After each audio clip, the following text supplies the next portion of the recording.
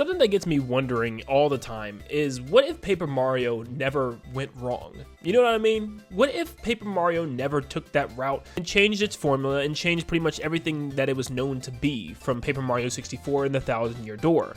And of course, that was right around the time of Super Paper Mario. Now, I'm not going to change that one in particular, because Super Paper Mario just tried something completely different and almost changed its whole identity by trying something that was more of a 2D action-adventure game than an RPG. No, I'm talking about, what if Sticker Star was a lot different? What if Sticker Star actually stuck to what made Paper Mario so great in the first place and never did change things? For instance, gave us weird stickers and completely ruined the battle system that we all know and loved. But that's what I'm here to talk about today. What if there was a timeline out there where Sticker Star was actually good? What would the other games look like that came afterwards, and would we still be in the situation we are today? And that's what we're going to talk about today. So if you love Paper Mario and want to stay up to date on all things Paper Mario, including the upcoming Thousand Year Door remake, make sure you leave a like and subscribe to stay up to date on all things Nintendo. But let's dive into our alternate timeline where Sticker Star was actually good. Thanks to the beta version of Paper Mario Sticker Star and some of the concept art, we got to see exactly what the game was going to be like, and it was aiming to be very similar to that of Paper Mario 64 and the Thousand Year Door,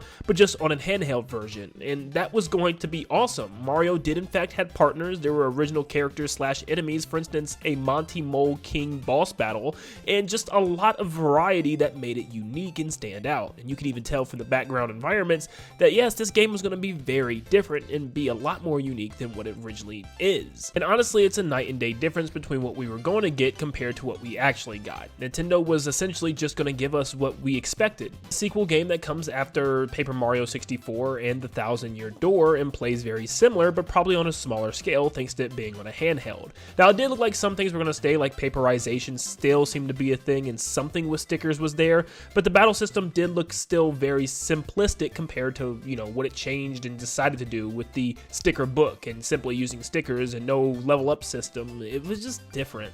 And obviously it was clear that Nintendo wanted to move away from original characters and just originality altogether. For some reason, they boiled down to making the Paper Mario series now very plain, I guess you could say, where it utilized existing characters and enemies from past Mario games instead of making new ones, and pretty much stripped away any type of original characters such as original Toads or any NPCs. Instead, it was just basic colored Toads that we would find in every other Mario game. It just stripped away its soul, and we ended up getting a very boring, very lackluster Paper Mario experience that just didn't have the proper RPG elements that we're used to. But what if Sticker Star did in fact go with the beta ideas? Instead of having this weird new battle system with a book of stickers, it actually stayed to a turn-based RPG. You had partners, original characters, and enemies in a unique story.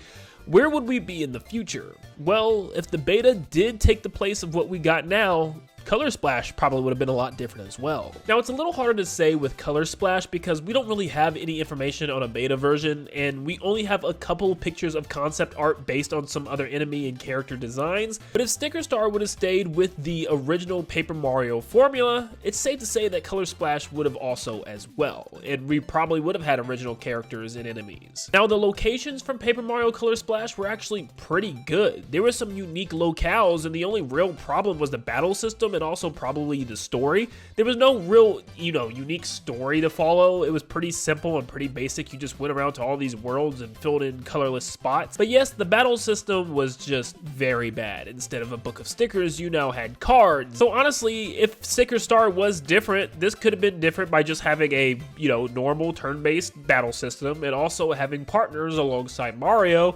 And all you would actually need is more story beats to make the story a little bit more interesting. And then boom, you got yourself a pretty good game there. If we look at the concept art, there were some things that were going to be vastly different. Bowser was of course the main antagonist, but he seemed to be controlled by some black paint evil cape that would actually take over him and make him evil and give him that black paint, which is really, really cool. And I think that would have actually added some depth to the game, giving it a new main antagonist just outside of Bowser. You also were going to have original characters as well, and maybe even original enemies that were themed after color things. For instance, there was lots of ink jars and bottles that was going to be like characters in the game, and also some weird like dupless looking draped characters that had cloths over them. I don't know if there was like toads underneath them or something like that. And also some type of like ink bats or something. So yes, you probably would have had original characters if Sticker Star was different. The same thing goes for the toads. It looks like there was going to be different toad designs as well that made him more like a pirate. In the final, they just kind of made it a yellow toad with a pirate hat.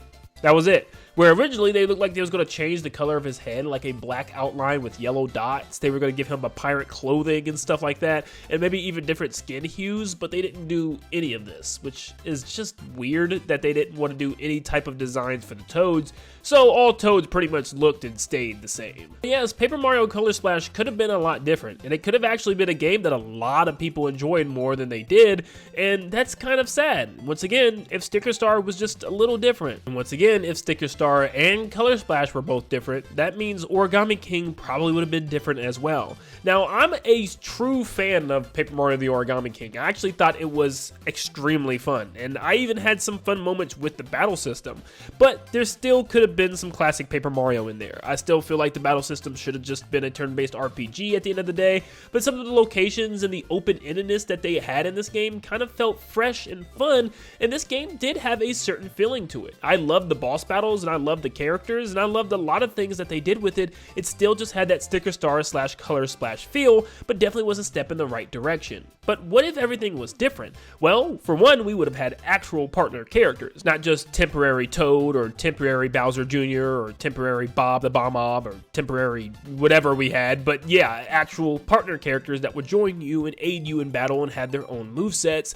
That probably would have happened, along with unique new enemies and characters instead of all returning. I will say the locations are cool, but they still didn't have the vibes that the original games had, or the originality, just some crazy worlds with crazy stories in them. And once again, like I said, the story, it just didn't have a lot going for it. And it probably would have been a lot different. Maybe there would have been more characters to follow after in this game. And obviously with partners, it adds more story. And maybe the antagonist would have had more of a story background to them.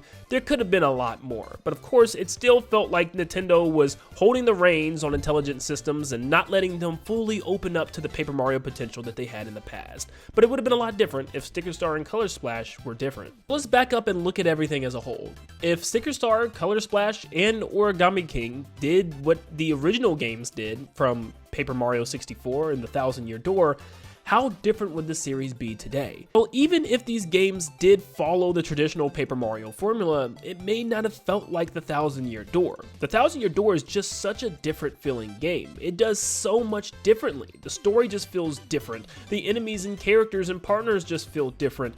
Everything about that game is just so different. Would it actually have felt like the Thousand Year Door if these three games were different? It's hard to say. And would we even be getting a Paper Mario the Thousand Year Door remake? It's also hard to say. Maybe not, considering the fact that everybody is still loving Paper Mario at this time, and people probably wouldn't be begging as much for a Paper Mario the Thousand Year Door remake. So if things were different, we might have just been waiting for another new Paper Mario right now instead of the Thousand Year Door, which is just crazy to think about. So I wonder what a world would look like with Sticker Star actually being a good game, and Color Splash and Origami King also following in those footsteps. But let me know in the comments down below what you think it would look like. And also let me know if you enjoyed the way Sticker Star, Color Splash, and Origami King came out the way they are now. But thank you for tuning in. Make sure you leave a like and subscribe before you head out. And like always, I'll see you all on the next one. See you guys.